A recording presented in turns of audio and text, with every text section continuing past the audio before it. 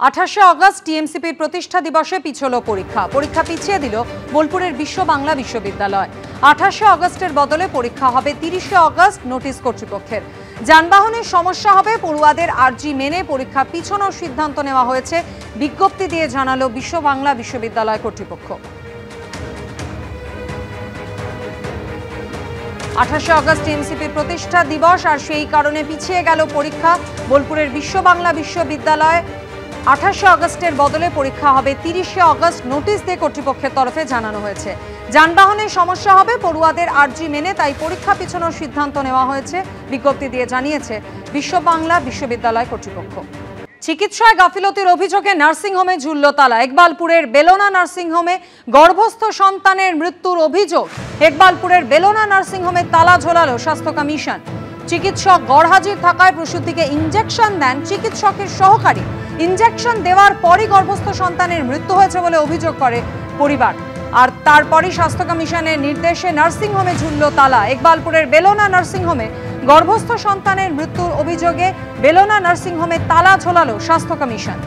ওই প্রসূতি তিনি প্রসব যন্ত্রণা নিয়ে এসেছিলেন যে নার্সিংহোমের সামনে আমি দাঁড়িয়ে রয়েছি, এই ইকবালপুর এলাকার এই বেলোনা নার্সিংহোমে। এই বেলোনা নার্সিংহোমে প্রসব যন্ত্রণা নিয়ে যখন তিনি আসেন, তিনি আসার পরই সেই সময় যিনি চিকিৎসক পরিচয় রোগীটিকে দেখেন, তিনি আসলে এই নার্সিংহোমের যিনি মালিক এবং নার্সিংহোমের যিনি কর্ণধার, যিনি নার্সিংহোমের ডিরেক্টর, তার সহকারী।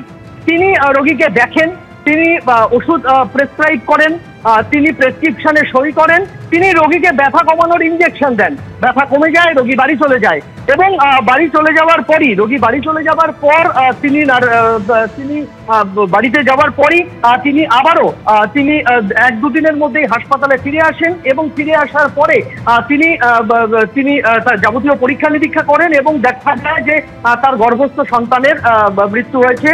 এই ঘটনার পরই রোগীর পরিবারের তরফে স্বাস্থ্য কমিশনে অভিযোগ দায়ের করা হয়।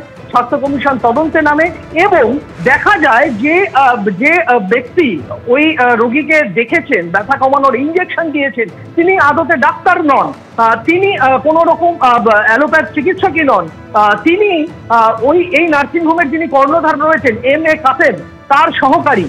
এবং এটা জানার পরই স্বাস্থ্য কমিশনের তরফে নির্দেশ আসে যে হাসপাতালের এই নার্সিংহোমে রোগী ভর্তি বন্ধ করতে হবে। তারপর রোগী ভর্তি বন্ধ করে দেওয়া হয়েছে। এই মুহূর্তে আমি দাঁড়িয়ে রয়েছি নার্সিংহোমের রিসেপশনে। তুমি দেখতে পাবে যে বড় বড় করে নোটিশ দেওয়া হয়েছে যে ইনডোর অ্যাডমিশন কমপ্লিটলি ক্লোজড, এবং বলা হয়েছে যে যতক্ষণ না West Bengal clinical establishment regulatory commission অর্থাৎ রাজ্যের স্বাস্থ্য কমিশনের থেকে পরবর্তী নির্দেশ আসছে, ততক্ষণ পর্যন্ত আর রোগী ভর্তি করা যাবে না, করা হবে না। নার্সিংহোম খালি করে দেওয়া হয়েছে, যারা রোগীরা ভর্তি ছিলেন তাদের অন্যত্র পাঠিয়ে দেওয়া হয়েছে, নার্সিংহোমে তালা পড়ে গেছে। এখন কথা হচ্ছে যে এই প্রেসক্রিপশন যিনি দিলেন তিনি কে? যেটা স্বাস্থ্য কমিশন সূত্রে খবর যে তিনি অ্যালোপ্যাথ চিকিৎসক নন, তিনি হোমিওপ্যাথি প্র্যাকটিশনার। তিনি RMO পরিচয়ে এই নার্সিংহোমে ওই প্রসূতিকে দেখেন এবং প্রসূতিকে দেখার পরে তিনি ওষুধ প্রেসক্রাইব করেন এবং ইঞ্জেকশন দেন, যার জেরে প্রসূতির মৃত্যু হয় বলে অভিযোগ। তুমি দেখতে পাবে যে নার্সিংহোমে এই মুহূর্তে তালা পড়ে গিয়েছে, নার্সিংহোমে রোগী ভর্তি বন্ধ রয়েছে, সব রকম রোগী ভর্তি এখানে বন্ধ রয়েছে। এই MA কাসেম, যিনি এই নার্সিংহোমের কর্ণধার, তিনি তৃণমূল কংগ্রেসের মাইনরিটি সেলের ভাইস প্রেসিডেন্টও এবং তার সঙ্গে সঙ্গে রাজ্য সরকারের মঞ্জুসার ডিরেক্টর পদেও তিনি রয়েছেন। তিনি জানিয়েছেন এ বিষয়ে তারা কোনো রকম মন্তব্য এবং চিকিৎসায় গাফিলতির অভিযোগকে কেন্দ্র করে আপাতত 8 সেপ্টেম্বর পর্যন্ত এই নার্সিংহোম বন্ধ রাখার নির্দেশ দেওয়া হয়েছে। ধন্যবাদ সন্দীপ।